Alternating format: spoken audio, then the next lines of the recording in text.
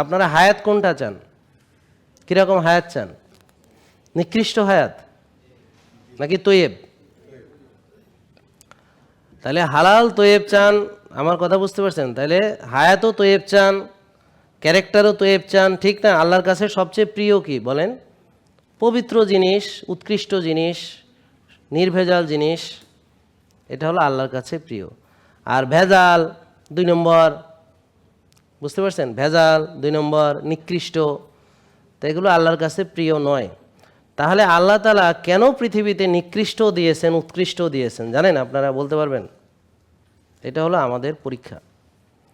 আমরা কি বেছে নেই। যেমন রাসূল সাল্লাল্লাহু আলাইহি ওয়াসাল্লামকে দুধ এবং মদ দেওয়া হয়েছিল যে তিনি কি বেছে নেন দেখার জন্য।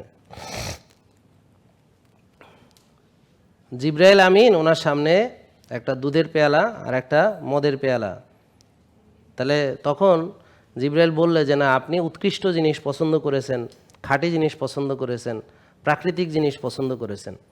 বুঝেন না কথা? প্রাকৃতিক জিনিস পছন্দ করেছেন। আমরা সুস্থ থাকতে চাইলে প্রাকৃতিক জিনিস, প্রকৃত জিনিস, স্বাস্থ্যকর জিনিস, পবিত্র জিনিস, তৈয়েব জিনিস আমাদের জন্য পছন্দ করব ইনশাল্লাহ, ঠিক আছে? তাহলে আমরা উৎকৃষ্ট থাকতে পারবো। নিকৃষ্ট খেয়ে কেউ উৎকৃষ্ট থাকবে না।